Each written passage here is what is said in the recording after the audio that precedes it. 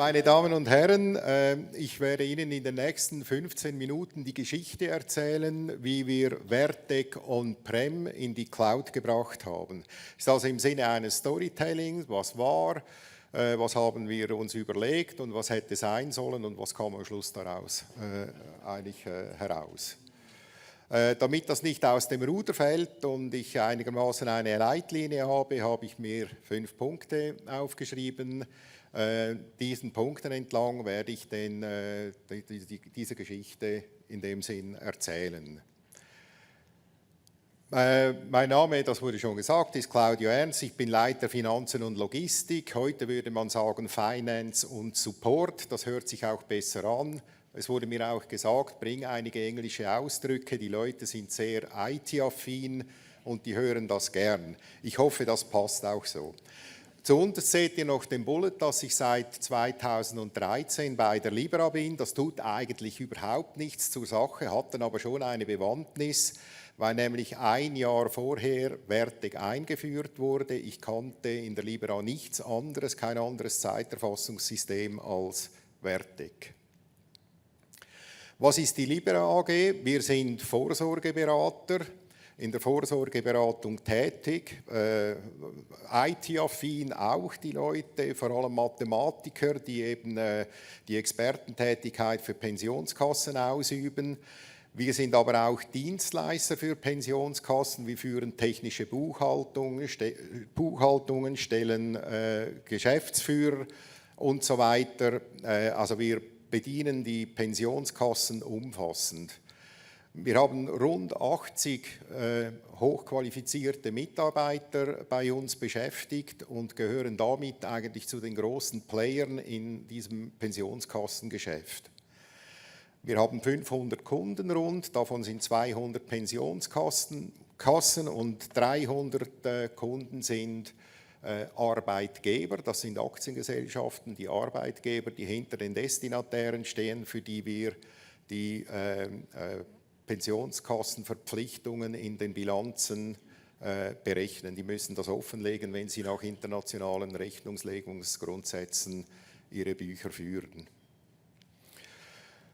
Wir bieten alle unsere Dienstleistungen unter einem Dach an. Die Dienstleistungen gehen entlang der ganzen Palette von Fragen, die Pensionskassen haben. Es gibt eine Ausnahme, wo wir andere Gesellschaften zuziehen. Wir sind natürlich in einem internationalen Netzwerk verbunden, wenn wir grenzüberschreitende Aufträge ausführen müssen. Aber ansonsten machen wir eigentlich unser Geschäft in-house. Und es gibt ein Geschäft, das wir nicht machen, das werden wir auch sehr oft gefragt, macht ihr eigentlich Anlageberatung? Die Pensionskassen müssen ja ihre Vermögen irgendwie anlegen. Davon lassen wir die Finger, weil das sonst ein Unabhängigkeitsproblem geben könnte, da wir ja eigentlich für die Passivseite zuständig sind, eben die Verpflichtungen korrekt nach finanzmathematischen Grundsätzen zu berechnen. Auf diesem Slide habe ich Ihnen einige Beratungsfelder aufgeführt. Das soll Ihnen einfach zeigen, dass wir zwar diese 500-600 Kunden haben, aber eine Vielzahl davon an Projekten. Und das wiederum hat eine Bewandtnis für unser Zeiterfassungssystem. Das muss nämlich flexibel sein, wir müssen es anpassen können. Das ist das eine. Es muss dauernd verfügbar sein und nicht nur während der Arbeitszeit. Berater haben es an sich, dass sie teilweise bis in die Nacht arbeiten und die Zeit eben auch erfassen können müssen, damit das auf den Projekten sauber erfasst wird und man es dann schließlich auch abrechnen kann. Also Verfügbarkeit von Vertec ist vom Zeiterfassungssystem ist eine ganz wichtige Sache. Muss gegeben sein und es sollte auch anpassungsfähig sein. Gut. Dann was war eigentlich die Ausgangslage? Ich habe schon gesagt, ein Jahr bevor ich eingetreten bin, haben wir Vertec schon in den Einsatz genommen, 2012. Da waren wir schon Kunde bei Vertec. Bis Anfang 2024 haben wir Vertec on-prem betrieben. Die Software, die läuft über Citrix auf unseren eigenen Servern. Wir haben Schnittstellen zum Buchhaltungssystem Abacus, zum Archivierungssystem eAkte und auch zu der technischen Buchhaltung. Das ist eine andere Software, PK Softec für Pensionskassen. Gehostet wird das Ganze von Swisscom. Wir haben einen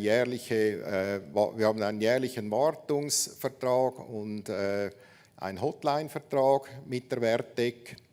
Wir haben in den Büchern keine Aktiva, irgendwelche Elemente, die aktiviert wurden, die noch als Aktivum in den Büchern stehen würden. Ist auch kein Wunder, seit 2012 ist das natürlich längstens abgeschrieben. Also steht es nicht mehr da. Hätten keine zusätzlichen Kosten, die wir gewärtigen müssten, würden wir etwas mit dieser Software machen oder würden wir auf eine Cloud-Software wechseln. Updates haben wir immer so im 2-Jahres-Rhythmus gemacht. Das war immer eine große Aufgabe eigentlich. Da hat unsere Housekeeperin im Vertec-Bereich, Martina Anderecken, hat jeweils das Zepter geschwungen. Sie musste die Updates vorgängig testen, damit die Schnittstellen alle stimmen, damit wir eben keine Friktionen haben mit unserer Software. Der Entscheid, wann wir so einen Update machen, der war immer bei der Libera. Also wir haben gesagt, ja, das machen wir oder wir machen den Update eben nicht. Wir skippen den, machen den im nächsten Jahr. Dann mussten wir intern natürlich auch fragen, ob das Business noch irgendetwas dagegen hat, wenn wir jetzt einen Update machen. Und ihr könnt euch vorstellen, wir haben ziemlich viele Mathematiker bei uns, die haben immer etwas auszusetzen, wenn so etwas ansteht. Sie lachen schon, Sie kennen es vermutlich. Also es war ein Hassle, es war eine nicht ganz einfache Sache, diese Updates zu machen. Gut. Und es stand, das wollte ich noch sagen, es stand ein zwingendes Update, hat angestanden, nämlich Anfang 2024, ihr erinnert euch vielleicht, da stand eine Mehrwertsteueränderung an. Also das war die Ausgangslage, so hat das ausgesehen. Dann, was ist unsere IT-Strategie? Das ist eine ganz starke Zusammenfassung und wirklich eine auf zwei Bullets reduzierte Zusammenfassung unserer IT-Strategie. Wir verfolgen eine Digitalisierungsstrategie, Cloud First, Kosten Nutzen. Kosten ist für jedes Beratungsunternehmen, ich würde sagen für jedes Unternehmen ganz allgemein, sind IT-Kosten ein wichtiger Faktor und eine wichtige Frage. Wir wollten und wir wollen unseren Fußabdruck in Datacenter reduzieren, Strukturen vereinfachen, das hört sich so einfach an, das machen viele im Moment. Und wir verfolgen diese Strategie also nicht nur mit Vertec, sondern ganz allgemein auch mit unserem wichtigsten IT-Provider, der Swisscom. Natürlich ging es auch darum, die Servicepartner zu bereinigen. Das heißt nicht, jemanden rauszukicken oder so, aber die Vorstellung ist die, pro Software haben wir einen Ansprechpartner und nicht, wie das eben damals noch war, dass wenn wir an Vertec etwas ändern mussten, anpassen mussten, musste auch Swisscom involviert sein, weil natürlich Vertec von Swisscom gehostet wurde. Also auch da gab es Koordinationsbedarf, auch mit Citrix gab es Koordinationsbedarf. Und das wollten wir, wenn immer wie möglich, wollten wir das verhindern, dass wir das nicht mehr weiter so tun müssen. Gut, dann haben wir uns überlegt, es ist jetzt der richtige Moment, ihr seht, das war die Ausgangslage, dann haben wir eine Strategie, die wir durchsetzen müssen. Und dann war natürlich der richtige Moment, uns zu fragen, könnten wir eigentlich die ganze Geschichte, könnten wir Vertec in die Cloud überführen? Die Frage stand an und dann macht man das so, man schreibt sich ein paar Vorteile auf, die man hätte und auch ein paar Nachteile. Und damals war das natürlich klar, ganz sicher konnten wir unserer Geschäftsleitung Freude machen. Wir haben die IT Strategie umgesetzt, komplementiert mit der Cloud-Lösung von Vertec. Kostenersparnis haben wir akribisch ausgerechnet und wir kommen umfassend auf ca. 25% Kosteneinsparung. Wir haben den Support aus einer Hand. Wir sprechen nur noch mit Vertec, wenn wir ein Problem mit Vertec haben und nicht noch mit anderen Anbietern. Und ganz zum Schluss natürlich auch noch eine einfachere Transaktionsabwicklung. Das ist dann technisch, davon verstehe ich nichts. Aber da ist ja auch, da sind andere Softwares waren da noch involviert, wie Citrix zum Beispiel, damit das überhaupt lief.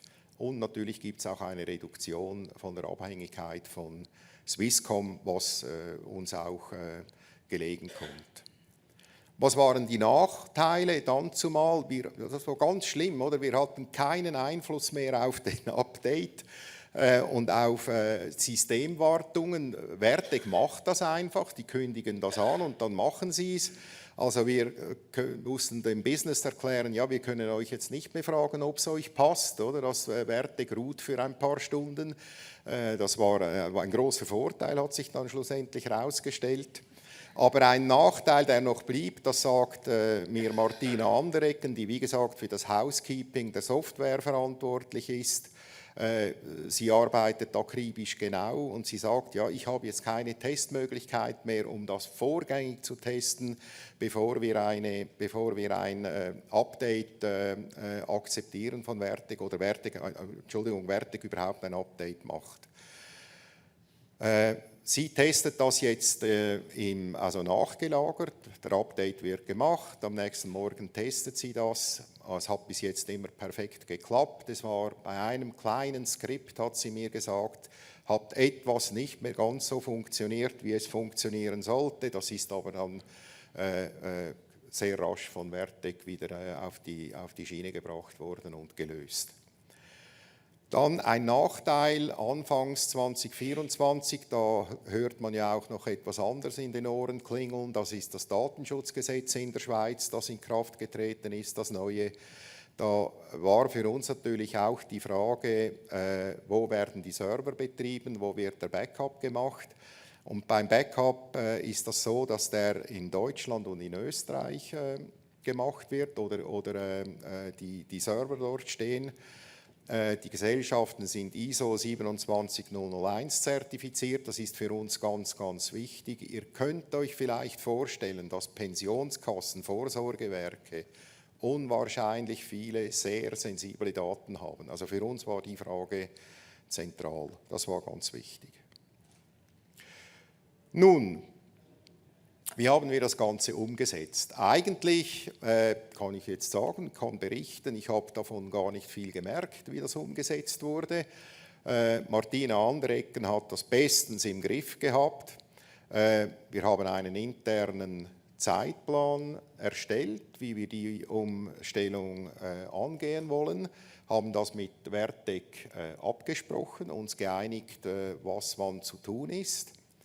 Wir hatten am Anfang zwei Systeme. Ein System hat uns Vertec in die Cloud geschickt mit unseren Daten. Das war das Testsystem. Und das On-Prem-System, das alte System, wenn Sie so wollen, das haben wir weitergeführt, also die Zeit da erfasst, oder? Dass es eben keine Probleme gibt. Das Testing ist durchgeführt worden, die Resultate und Anpassungen mit Vertec besprochen. Das hat man in der Cloud-Variante gemacht. Und dann schließlich die Datenbanken in die Vertec Cloud-Lösung geführt, übernommen. Und von da an haben wir in der Cloud-Lösung gearbeitet.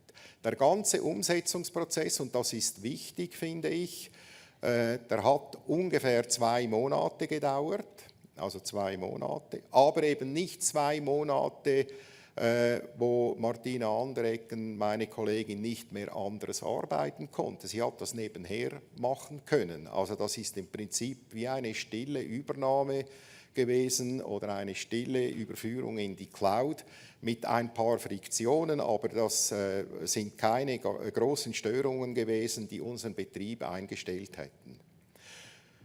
Dann zum Betrieb. Da kann ich berichten, wir haben nur gute Erfahrungen. Also ich bin nicht wahnsinnig IT-affin, muss ich sagen. Ich bin ein Anwender. Ich habe mich dann noch erinnern müssen, was hat sich eigentlich geändert. Geändert hat sich wirklich nur der Einstieg für mich. Vom Rest merke ich gar nichts.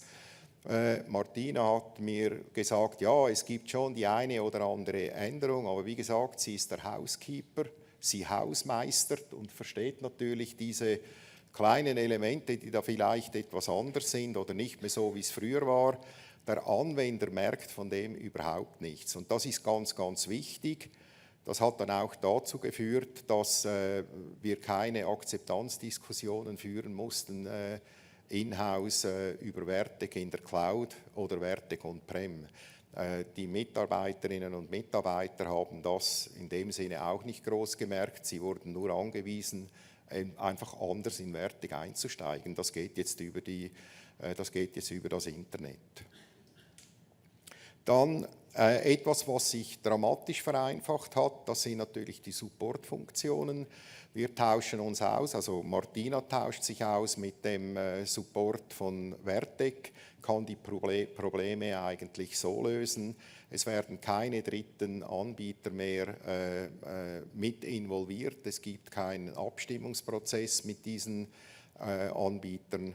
Und somit hat sich Vertec eigentlich für uns in der Cloud-Version wirklich sehr, sehr gut umfassend, sehr, sehr gut ausgezahlt. Und ich würde jetzt, wenn mich jemand fragt, eigentlich jedem sagen, ja mach das, das ist zum Vorteil. Und das ist auch eine ganz einfache Sache, wie man das machen muss. Kam sehr gut heraus. Sehr gute Erfahrungen gemacht. Gut, herzlichen Dank für die Aufmerksamkeit. Das war die Geschichte, wie wir Vertec überführt haben. Ihr habt ja das jetzt mitbekommen, dass offenbar ging das sehr gut, ohne große Friktionen. Und ja, vielen Dank auch der Vertec für Support, den ihr da geleistet habt. Besten Dank.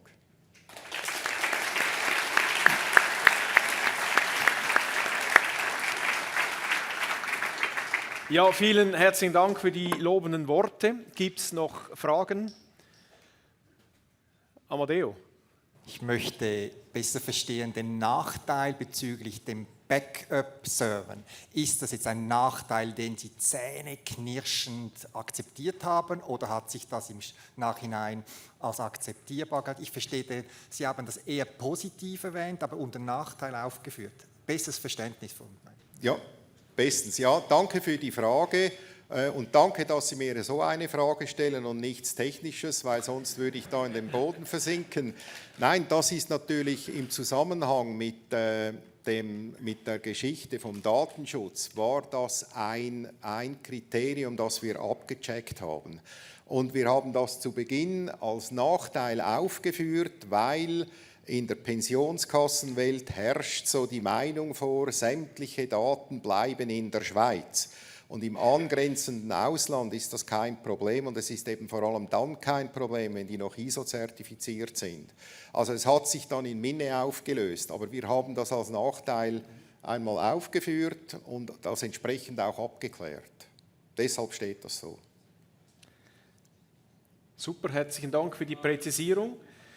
Ja, eine weitere Frage? Entschuldigung.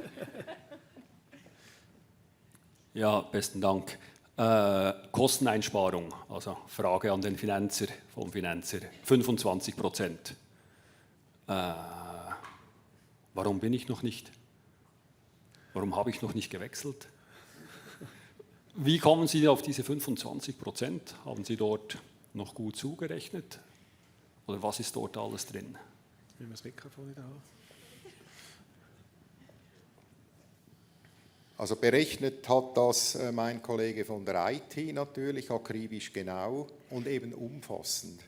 Es ist nicht eine Frage, die Lizenzkosten haben sich um 25% verringert. Es ist beispielsweise, da kann ich so sagen, Citrix fällt weg, wir brauchen das nicht mehr. Und wenn man das umfassend anschaut, haben wir gesagt, wir moven Vertec in die Cloud, dann haben wir ungefähr eine Kostenersparnis von ziemlich genau 24, irgendetwas, rund 25%. Warum sie noch nicht in der Cloud sind, da würde ich sagen, es ist ganz einfach, können einen Kaffee trinken miteinander und dann machen sie die Hausaufgaben und sie werden sehen, je nachdem wie das ausgestaltet ist, können sie tatsächlich Kosten sparen. Wir haben auch eine Arbeitsreduktion auf Seiten von Martina Andrecken. Sie befasst sich nicht mehr so viel, also sie befasst sich jeden Tag mit Vertec, verstehen Sie mich nicht falsch, aber eben nicht mehr so viel mit Koordinationsaufgaben. All diese Geschichten, das fällt weg. Und das muss man auch ins Kalkül mit einbeziehen, wenn man so einen Schritt macht. Ich würde Sie ermuntern, sich das zu überlegen, ob Sie das nicht machen wollen. Vielen Dank. Martina Andrecken ist, glaube ich, hier. Ich habe sie gesehen. Wo steht? Steht doch kurz auf. Weil bei ihr müsste man die inhaltlichen Fragen stellen. Und ein großer Applaus, das ist ein Hausmeister. Genau. Sie kann sich jetzt viel mehr um Werte kümmern und muss nicht mehr das Technische im Hintergrund auch noch. Gibt es noch weitere Fragen? Also nochmals herzlichen Dank. Da gibt es noch eine Frage. Ferhat? Achtung, das ist jetzt einer vom Support. Jetzt wird es technisch.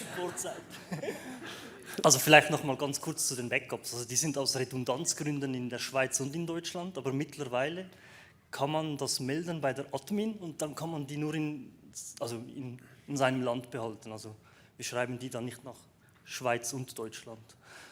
Einfach noch so als Randbemerkung.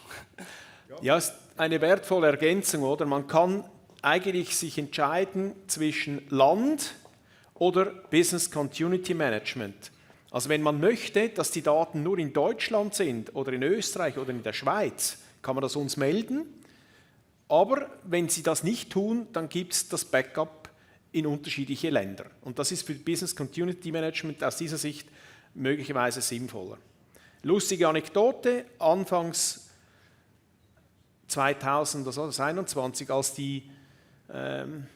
es ging um Strommangellage, da hatte ich tatsächlich Kontakt es war ein deutscher Kunde, der mich ermahnt hat, sicherzustellen, dass er immer das Cloud-Abo zur Verfügung hat. Und in der Diskussion mussten wir dann herausfinden, dass vermutlich das Internet zwischen ihm und dem Cloud-Server bestimmt kaputt ist. Also da gibt es dann keinen Strom mehr. Also, genau. Aber eben, nochmals Land oder BCM. Aber Sie können es uns melden, wie es Ferhat richtig gesagt hat. Schließe ich daraus, dass die PK-Welt nicht die einzigen sind, die eben mit diesem Ansinnen kommen, Daten sollten in der Schweiz gehalten werden. Aber ich habe jetzt auch etwas gelernt natürlich, ein gutes Argument, weshalb man es auch in Österreich oder in Deutschland hat, oder aus Business Continuity Gründen. Also das Thema kommt oftmals, aber man entscheidet sich dann trotzdem für die Standardlösung, also nicht nur Land. Ja. Super, nochmal herzlichen Dank. Claudia.